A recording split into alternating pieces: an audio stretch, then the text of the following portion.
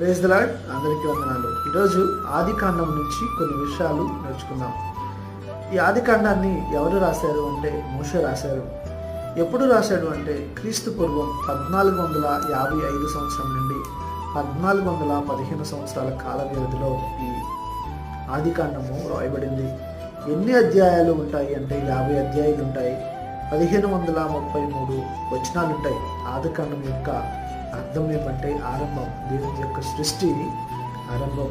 అయితే ఈ ఆది కాండం జరిగినటువంటి ఈ సంగతులు జరిగిపోయిన 300 సంవత్సరాల తర్వాత మోషే జన్మించాడు. అంటే యేసేపు మరణించిన 300 సంవత్సరాల తర్వాత మోషే జన్మించాడు. ఈ ఆది కాండంలోని యొక్క విశేషాలు ఏమీ మోషేకి తెలియదు. కేవలము పరిశుద్ధాత్మ యొక్క దేవుని యొక్క ప్రేరేపణతో ఈ ఆది కాండం వ్రాయబడింది. మోషే ద్వారా దేవుని యొక్క ప్రేరేపణతో.